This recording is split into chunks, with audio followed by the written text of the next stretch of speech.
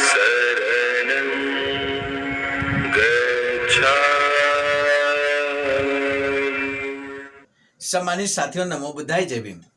बाबा साहब एक सुंदर सा कोटेशन लिखते हैं और कहते हैं कि स्पर्शियों और अस्पर्शियों के बीच एकता कानून के बल पर नहीं लाई जा सकती, बल्कि केवल प्रेम ही उन्हें एकता के सूत्र में पिरो सकता है। कितना सुंदर कोटेशन है कि वास्तव में अगर समाज के अंदर हमें एकता स्थापित करनी है तो प्रेम ही वह चीज है जिसके माध्यम से हम समाज को एकता के सूत्र में पिरो सकते हैं। इसी सुंदर कोटेशन के साथ आज शुरू करते हैं आज का बेहतरीन शानदार अंबेडकर संदेश। आज के अंबेडकर संदेश में हम बात करेंगे अध्याय नंबर 5 की। बाबा साहब डॉक्टर अंबेडकर संपूर्ण वाङ्मय खंड 14 से, जिसका शीर्षक है अछूत कौन थे और वे अछूत कैसे बने। इसी के तहत अध्याय नंबर 5 क्या ऐसे समानांतर मामले हैं। ये अध्याय नंबर 5 आज ही प्रारंभ होगा और आज ही समाप्त होगा, यानी कि पूरा निष्कर्ष इस बिंदु को लेकर आपको मिलने वाला है। तो आइए शुरू करते हैं आज का बेहतरीन अंबेडकर संदेश। Buddha Bodhisattva Ambedkar international centre BBAIC, Sarnath, Varanasi, राज्य उत्तर प्रदेश, देश भारत के सौजन्य से। बादशाह लिखते हैं कि क्या इतिहास में कहीं और भी ऐसे मामले हैं जहां छितरे हुए लोग गांव के बाहर बसते हैं। जैसा कि भारत में है कि अछूत लोग गांव के बाहर बसते हैं, तो क्या अन्यत्र यानी कि अन्यत्र किसी दूसरे देश में, विश्व के किसी दूसरे देश में भी इस तरह की व्यवस्था है। जानेंगे आज के अंबेडकर संदेश में उन देशों का नाम और किस तरह की व्यवस्था वहां पर पाई जाती है, उन्हें क्या कहते हैं। भारत में अछूत कहते हैं तो उन देशों में उन्हें क्या कहा जाता है। तो आइए शुरू करते हैं बेहतरीन अंबेडकर संदेश। भाषा लिखते हैं, इस प्रश्न का जवाब सकारात्मक उत्तर दिया जा सकता है। सौभाग्य से हमारे पास ऐसे उदाहरण हैं जो ये प्रमाणित करते हैं कि जो भारत में विशेष रूप से घटित बताया जाता है वह अन्यत्र भी हुआ है। जिन देशों में इसी तरह की घटनाएं घटी बताई जाती हैं उनके नाम है आयरलैंड और वेल्स।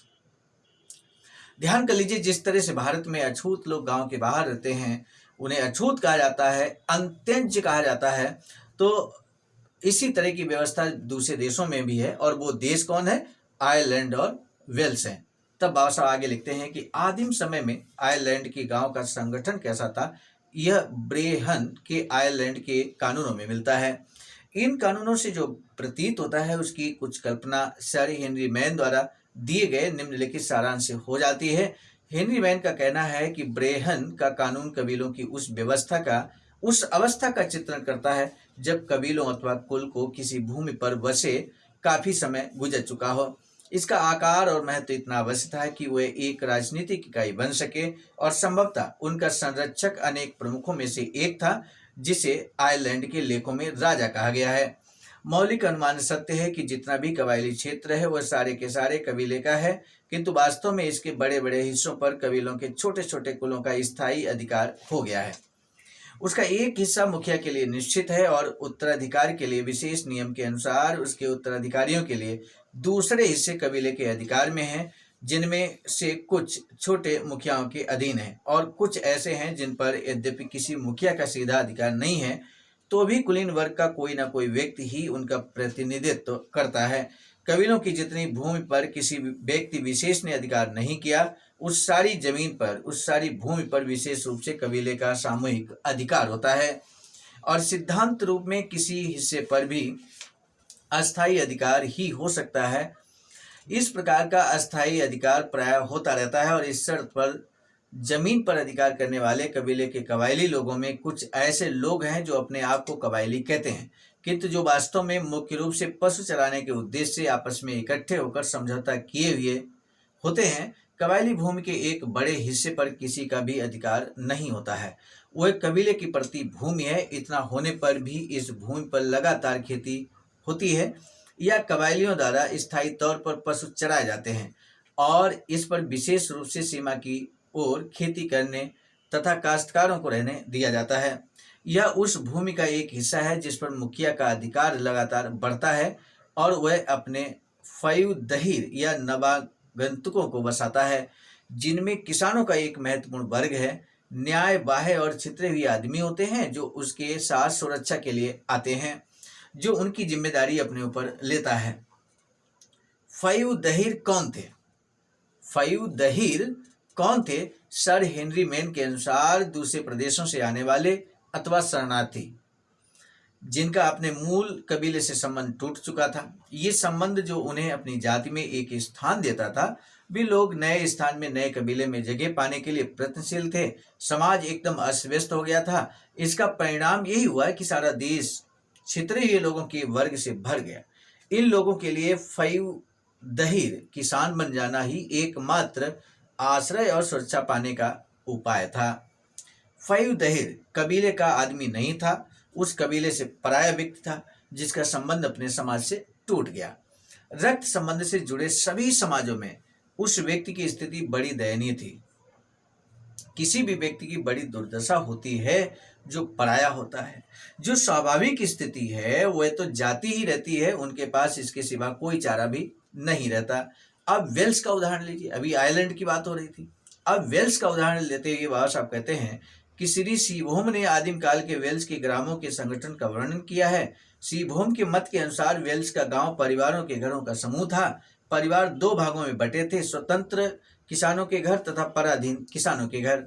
श्री सीभोम ने कहा कि ये पृथक पृथक निवास वेल्स के आदिम काल के गांव की सामान्य बात थी। यह पराधीन किसान पृथक और दूरी पर क्यों बसाए गए थे? श्री सीभोम ने इस पृथकता का कारण इस प्रकार बताया है। एकाएक देखने पर वेल्स के प्राचीन कानूनों में जिन कबायली लोगों तथा दूसरे कबीले के मानव वर्गों का उल्लेख है उनमें गोरख धंधा मालूम होता है। ये पहली तभी हल होती है जब उस कबीले के गठन का बुनियादी नियम समझ में आ जाए। इसे विजय और भूमि की स्थायी व्यवस्था की उलझनों से और विदेशी कानून, रीति रिवाज और नामावली के आक्रमणों से अलग रखा जाए।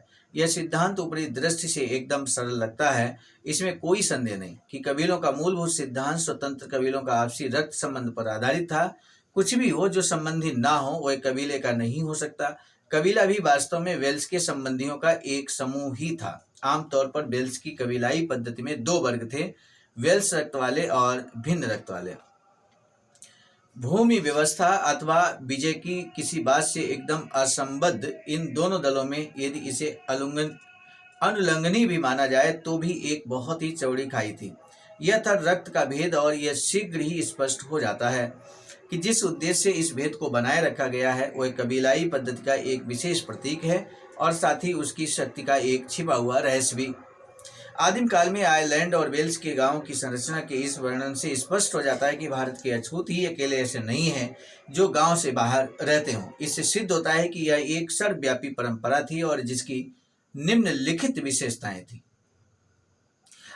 नंबर 1, आदिम युग में गांव की बस्तियां दो भागों में विभाजित थीं। एक हिस्से में एक कबीले के लोग रहते थे और दूसरे हिस्से में दूसरे कबीले के छितरे हुए लोग रहते थे। दूसरा विशेषता यहाँ पर बस्ती का वह भाग जहां मूल कबीले के लोग रहते थे गांव कहलाता था और छितरे हुए लोग गांव के बाहर रहते थे।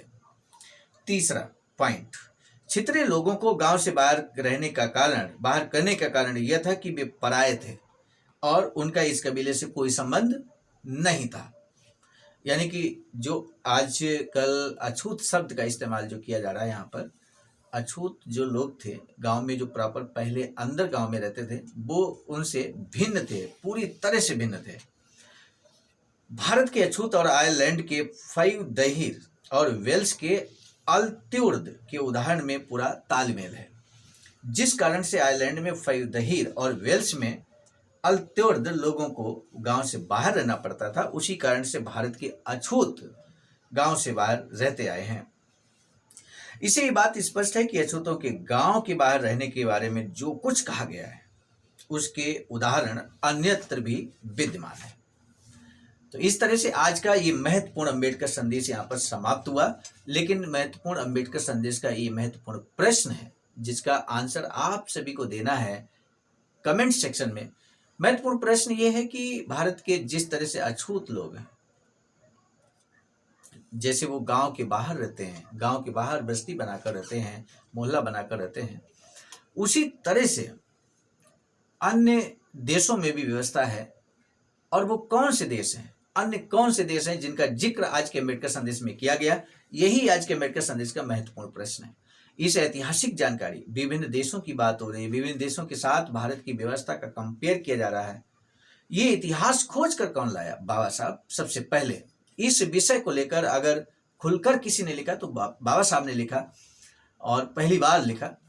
तो इतनी महत्वपूर्ण जानकारी ये जन जन तक जरूर पहुंचना चाहिए। इसके लिए हम आपसे पुनः निवेदन करेंगे कि अम्बेडकर संदेश को जन जन तक पहुंचाने के लिए अवश्य शेयर कीजिएगा। इसी अनुरोध और निवेदन के साथ अब दीजिए इजाजत। आप सभी को सादर नमो बुद्धाय, जय भीम।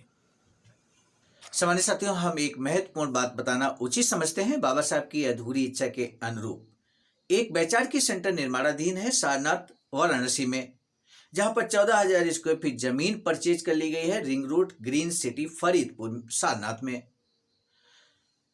वैचारिक सेंटर के प्रशासनिक ब्लॉक का निर्माण कार्य कंप्लीट हो चुका है। शानदार बेहतरीन प्रशासनिक ब्लॉक का निर्माण पूर्ण हो चुका है।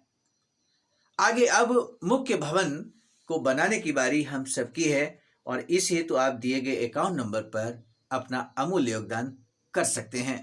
आज का अम्बेडकर संदेश हम लेकर उपस्थित हुए थे मिशन नायक बुद्ध मित्र मुसाफिर सर, राष्ट्रीय अध्यक्ष आवाज का नई दिल्ली की प्रेरणा में, और साथ ही साथ संकलन कथाक्रम में परम आदरणीय विजय कुमार बौद्ध जी, प्रांतीय कोषाध्यक्ष आवाज का बिहार। प्रस्तुत कर्ताक्रम में मैं स्वयं सर्वजीत आर्य, राष्ट्रीय मीडिया प्रभारी IT सेल आवाज का नई दिल्ली। मिलेंगे नए डॉक्टर अम्बेडकर संदेश में, तब तक दीजिए इजाजत। आप सभी को सादर नमो बुद्धाय, जय। सामान्य साथियों, यदि आप हमारे इस चैनल आवाज का ऑफिशियल, जिस पर नियमित सुबह 5 बजे डॉक्टर अम्बेडकर संदेश आपको मिलता है, आप हमारे इस चैनल को सपोर्ट करना चाहते हैं, तो हमारा आपसे निवेदन है कि आप हमारे इस चैनल को सब्सक्राइब कर लें, वीडियो को शेयर, लाइक, कमेंट जरूर करें।